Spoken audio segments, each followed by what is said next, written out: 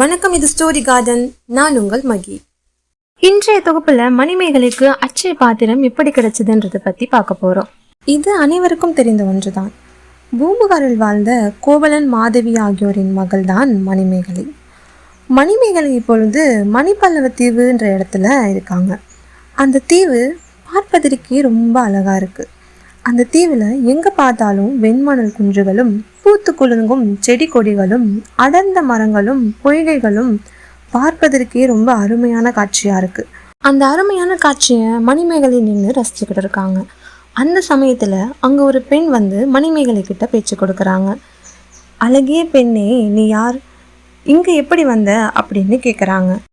அதற்கு மணிமேகலை, நான் பூம்புகாரிலிருந்து வருகிறேன், மணிமேகலா தெய்வம் என்னை இங்கு கொண்டு வந்து சேர்த்தது என்று சொல்லிவிட்டு, நீங்கள் யாரம்மா, நீங்கள் இந்த தீவிற்கு எப்படி வந்தீர்கள் என்று கேட்கிறார்.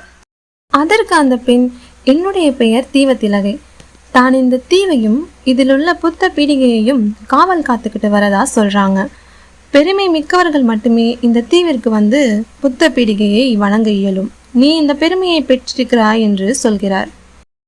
நீ தெரிஞ்சுக்க வேண்டிய இன்னொரு விஷயமும் இங்கே இருக்குன்னு தீவத்திலகை சொன்னதும் மணிமேகலை ஆர்வத்தோட, அது என்ன விஷயம் அம்மா அப்படின்னு கேட்குறா.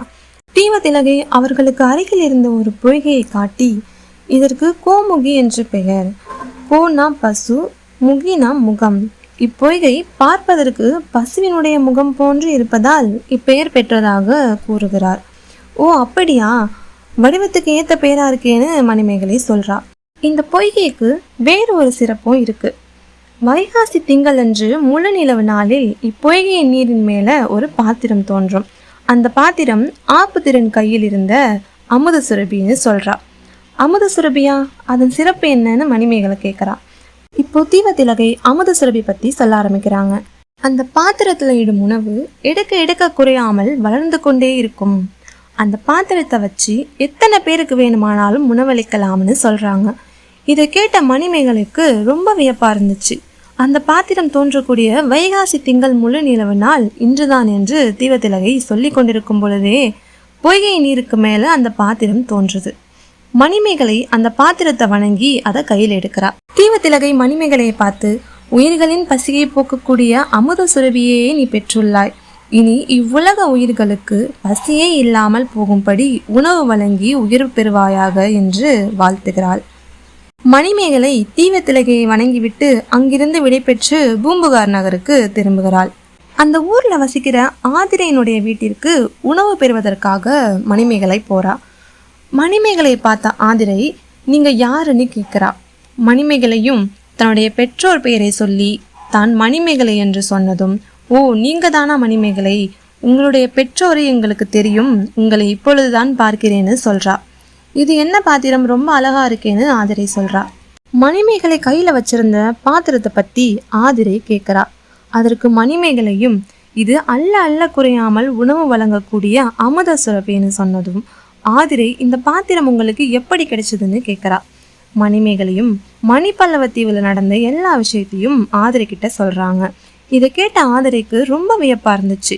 அப்படியா, அமுத சுரபினோட சிறப்பை நான் அறிஞ்சுக்கிட்டேன், இதுல இப்பவே சாப்பாடு போடுறேன், ஆமா நீங்க இதை வச்சு என்ன செய்ய போறீங்க அப்படின்னு கேட்குறா.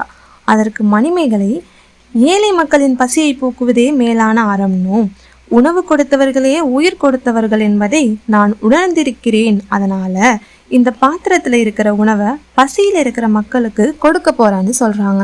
ஆதிரைக்கு ரொம்ப மகிழ்ச்சி. உங்களுடைய அறம் மேன்மேலும் செழிக்கட்டும், மக்களினுடைய பசி நோய் ஒளியட்டும்னு சொல்லிட்டு பாத்திரத்துல உணவு போடுறாங்க. மணிமேகலை அந்த உணவை உடல் குறையுற்றோர், பிணியாளர், ஆதரவற்றோர் ஆகியோருக்கெல்லாம் கொடுக்கறாங்க. பின்பு பூம்புகார்ல இருக்கிற சிறைச்சாலைக்கு சென்று அங்க இருக்கிறவங்களுக்கு உணவு கொடுக்கறாங்க. இந்த விஷயத்தை கேள்விப்பட்ட மன்னருக்கு ரொம்ப வியப்பா இருந்துச்சு.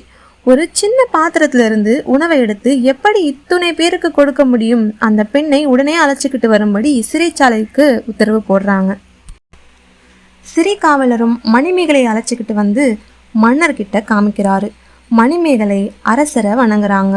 அரசர் மணிமேகலையை பார்த்து, நீ யாரு, உணவு அல்ல அல்ல குறையாத இந்த பாத்திரத்தினுடைய பெயர் என்ன, இது உனக்கு எப்படி கிடைச்சதுன்னு கேட்குறாங்க.